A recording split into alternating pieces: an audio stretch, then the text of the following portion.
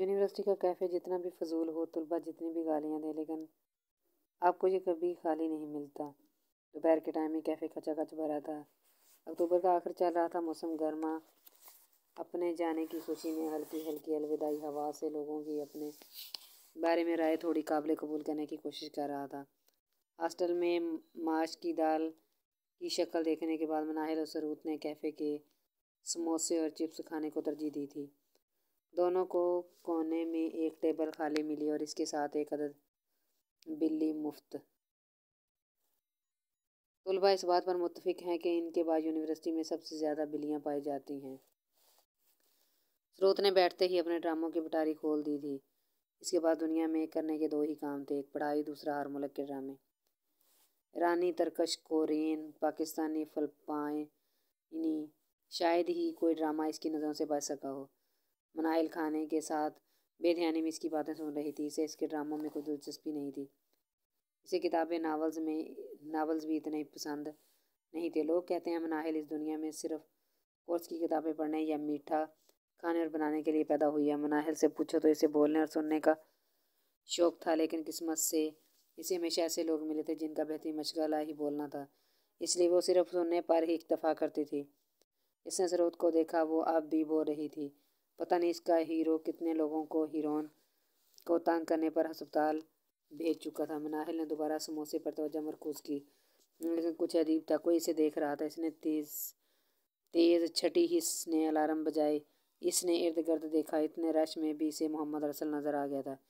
اس کے دیکھنے کے باوجود اس نے نظروں کا زاویہ نہیں بدلا تھا۔ اسے لگا شاید کوئی غلط فہمی ہوئی ہے، لیکن نہیں، لال بتی سے بتا رہی تھی کہ یہ کوئی غلط فہمی نہیں ہے۔ اس کے چہرے کے بدلے رنگ دیکھ کر سروت کی کہانی کو بریک لگی۔ تمہیں کیا ہوا ہے؟ سروت نے ہاتھ ہلایا۔ یار، یہ مجھے ایسے کیوں دیکھ رہا ہے؟ مناہل کے کہنے پر سروت نے اطراف میں سر گھمانا شروع کیا۔ کون دیکھ رہا ہے؟ یار، تم اپنا سر گھمانا بند کرو، اس دن والے ارسل کی بات کر رہے ہیں۔ وہ پیچھے ٹیبل پر بیٹھا ہے اور کافی دیر سے یہاں دیکھ رہا ہے۔ مناہل کی آواز میں تشویش تھی۔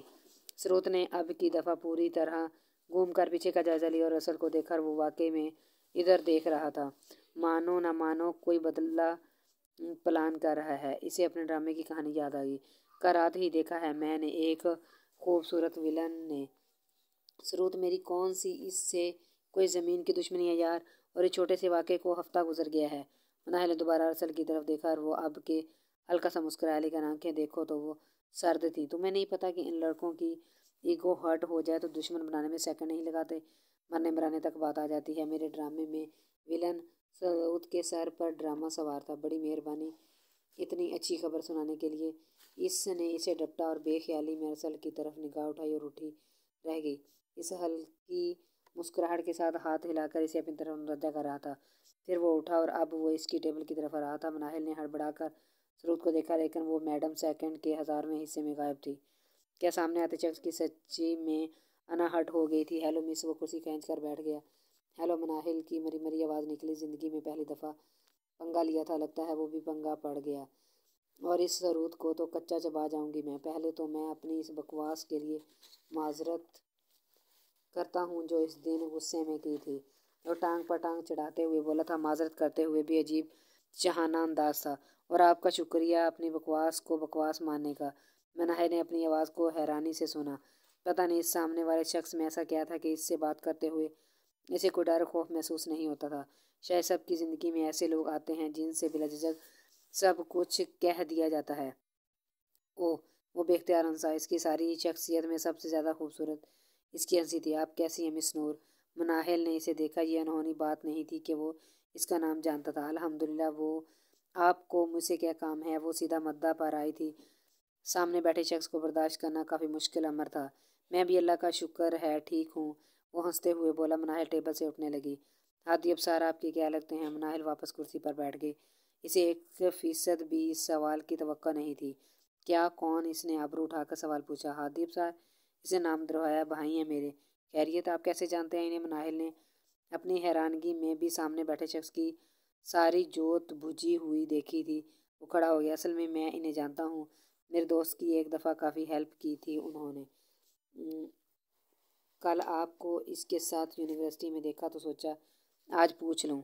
اب آپ کو کوئی بھی کام ہو آپ مجھ سے کہہ سکتی ہیں۔ آفٹر آل، آپ کے بھائی کا احسان بھی تو چکانا ہے۔ مناہل کے کچھ کہنے سے پہلے ہی وہ مڑ چکا تھا۔ سروت ہاتھ میں جوس لیے سے دیکھ رہی تھی۔ یہ کیا کہہ رہا تھا یہاں؟ مناہل نے ارسل کی پشت سے نظریں ہٹا کر سروت کو دیکھا۔ کہہ رہا تھا آپ کو اب کوئی کام ہو تو مجھ سے کہنا۔ مناہل نے آخری بات بے دھیانی میں دہرائی۔ ہیں کیا؟ اس سے کیوں کہیں؟ یہ ایسے بدلے لے گا اب؟ مناہل نے کھا جانے والی نظروں سے اسے دیکھا اور اٹھ کر چلی گئی۔ ہفتے بعد نیہا اور مناہل کا گروپ پروجیکٹ تھا۔ ہر گروپ کی طرح نیہا ان لڑکیوں میں سے تھی جو اکیلے بہت اچھا کام کرتے ہیں، لیکن جیسے ہی گروپ ورک آئے انہیں پینسل پکڑانا بھی بھول جاتی ہے۔ سائیکولوجی میں بھی اسے سوشل لوفنگ کہتے ہیں اور عام زبان میں کام چوری، کاہلی اور بے غیرتی۔ 10 دن سے مناہل پروجیکٹ پر کام کر رہی تھی۔ ان کا BBA کا پہلا سال تھا۔ سارا مشکل انالیسز کا کام مناہل کر چکی تھی، بس لکھنے کا کام بچا تھا۔ اب مناہل نے بھی سوچ لیا تھا قیامت آ جائے تب بھی وہ باقی کام نہیں کرے گی، اس لیے مرتا کیا نہ کرتا کہ مزاق نیہا لیپ ٹاپ پر لکھ رہی تھی اور مناہل اس کے سر پر بقول نیہا ڈنڈا لیے بیٹھی تھی۔ السلام علیکم، پیچھے آواز آئی۔ دونوں نے سر موڑ کر دیکھا اور پھر سر موڑے ہی رہے۔ السلام علیکم مس نور، وہ دوبارہ بولا۔ نیہا نے مناہل کی طرف معنی خیز انداز سے دیکھا۔ وعلیکم السلام، کیا حال ہے آپ کا؟ مناہل کے منہ کے بدلے زاویے دیکھنے کے بعد نیہا نے فی الفور سلام کا جواب دیا۔ اللہ کا شکر ہے، لگتا ہے میں نے آپ لوگوں کے کام میں دخل دیا ہے، اس نے مناہل کے بعد لیپ ٹاپ کی اسکرین کو غور سے دیکھتے ہوئے کہا۔ ایک سیکنڈ، یہ ذرا دکھائیں۔ اس نے فاصلے پر بیٹھتے ہوئے نیہا سے لیپ ٹاپ مانگا۔ یہ ایسے نہیں لکھنا، ڈاکٹر رباب کی اسائنمنٹ ہے نا یہ، اگر انٹرپریٹیشن ایسی کی تو انالیسز کے مارکس بھی جائیں گے۔ مطلب آپ کا سارا کام صفر؟ وہ اسائنمنٹ کو پڑھتے ہوئے کہہ رہا تھا۔ وہ ان سے 2 سال سینئر تھا۔ اوہ، پھر ہم کیا کریں؟ نیہا کو کام سے بچنے کا بہانہ مل گیا تھا اور بہانے کے ساتھ ایک عدد استاد مفت میں۔ ہم کچھ نہ کچھ کر لیں گے، آپ رہنے دیں، مناہل نے کہتے ہوئے لیپ ٹاپ لینے کے لیے ہاتھ بڑھایا تھا۔ کیسے کر لیں گے؟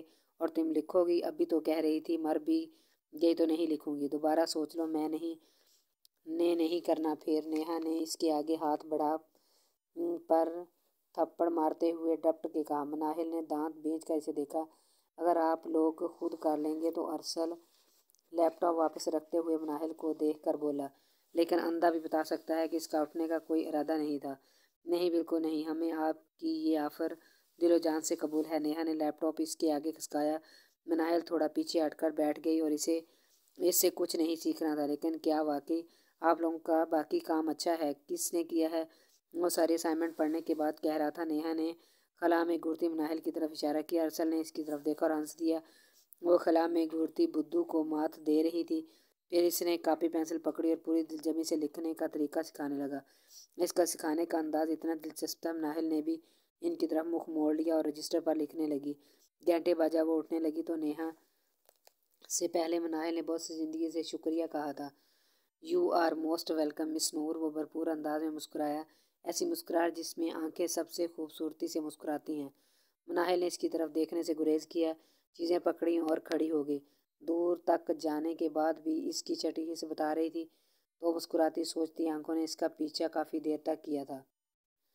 ڈاکٹر رباب نے کلاس میں کھڑے ہو کر نیہا اور مناہل کی تعریف کی تھی۔ انہیں یقین نہیں آ رہا تھا کہ اسائنمنٹ کسی نئے اسٹوڈنٹ نے بنائی ہے۔ آؤ اس کا شکریہ ادا کریں، نیہا نے کلاس کے بعد مناہل سے کہا۔ کس کا؟ ارسل کی بات کر رہی ہوں۔ مناہل نے پورا گھوم کر نیہا کو دیکھا۔ نیہا نے سر ہلایا۔ ایسا کرو، ایک عدد گلدستہ بھی لے جاؤ نیہا، سروت نے ہنستے ہوئے کہا۔ سب کو معلوم تھا یہاں ارسل پر فدا ہے۔ ایک تو اس بندے کی وجہ سے ڈاکٹر رباب نے تعریف کی ہے، اب دیکھنا اس امپریشن کی وجہ سے پیپرز میں مارکس بھی اچھے ملیں گے۔ اف، گلدستے کو چھوڑو، شکریہ کہنے کے 1000 طریقے ہوتے ہیں۔ آج ڈیٹ کا کمبینیشنز ہے اس کا، ہم تالیوں سے بھی شکریہ کہہ سکتے ہیں۔ ان تینوں کے چلتے ہوئے اسے گھور کر دیکھا اور کہہ لگا کے ہنس دی۔ اچھا بھئی، چلو چلتے ہیں ارسل صاحب کا تالیوں سے شکریہ ادا کرنے۔ سروت نے فیصلہ سنایا تو مناہل اس کی طرف مڑی اور نہ میں گردن ہلائی، اور وہاں نہیں جانا چاہتی تھی، کبھی نہیں، لیکن وہ تینوں اسے لے گئیں۔ ہاں، میں اس کے مداح پہلے ہی کافی تعداد میں موجود تھے۔ ان کے ڈپارٹمنٹ کا سارا سٹاف آگے بیٹھا تھا۔ وہ سٹاف کے ساتھ بیٹھا کسی بات پر ہنس رہا تھا۔ مناہل نے اسے دیکھا اور اسے معلوم ہو گیا وہ وہاں کیوں نہیں آنا چاہتی تھی، صرف اس ایک مسکراہٹ کی وجہ سے۔ اسی وقت اس نے اوپر دیکھا، دونوں کی نظریں ملیں اور چند سیکنڈ ہوا۔ روشنی مسکراہٹ سانس اب رک گئی، جو بھرپور انداز میں مسکرایا۔ یہ فتح کی مسکراہٹ تھی۔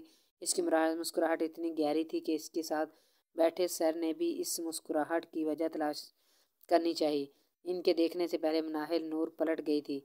اس کی آنکھوں میں پانی تھا۔ نیہا، سروت اور رمشا تینوں نے ارسل اور ملاحل کو دیکھا تھا۔ کچھ تھا اس کی مسکراہٹ میں۔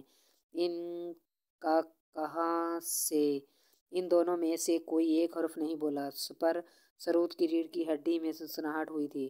نیہا نے مناہل کو دیکھا، پھر ارسل کو۔ وہ اسٹیج پر جا رہا تھا۔ یہ کدھر گئی؟ دیکھو، وہ ہمیں پہچان گیا ہے، میں نے مناہل کو بولا۔ سروت نے نیہا کا ہاتھ پکڑا، کرسی پر بٹھا دیا۔ چپ چاپ بیٹھ جاؤ، اسے جانے دو۔ سروت کو اس وقت اپنے کسی ڈرامے کا سین یاد نہیں آیا، بس ایک خوف تھا اور کچھ غلط ہوگا۔ بعد میں نیہا سارا دن گاتی رہی کہ کتنی خوبصورت تقریر ارسل نے کی تھی۔ سروت اس سے متفق تھی، لیکن مناہل کی وجہ سے کچھ نہیں بولی۔ مناہل کی آنکھیں سارا دن گیلی رہیں۔ اسے خود نہیں معلوم تھا وہ کیوں رو رہی ہے، آخر اسے ہوا کیا ہے؟ اس نے اپنے آپ سے پوچھا اور مسکراتی آنکھوں کے علاوہ کچھ سجائی نہ دیا۔ رات دونوں سونے کے لیے لیٹے تو سروت کی آواز آئی، مناہل، نور، کیا تم بات کرنا چاہتی ہو؟ سروت اسے جانتی تھی وہ خود نہیں بتائے گی، ہمیشہ اسے بات شروع کرنی پڑتی تھی، پھر مناہل اپنے دل کی ساری بڑاس نکال دیتی تھی۔ نہیں، وہ آہستگی سے بولی تھی۔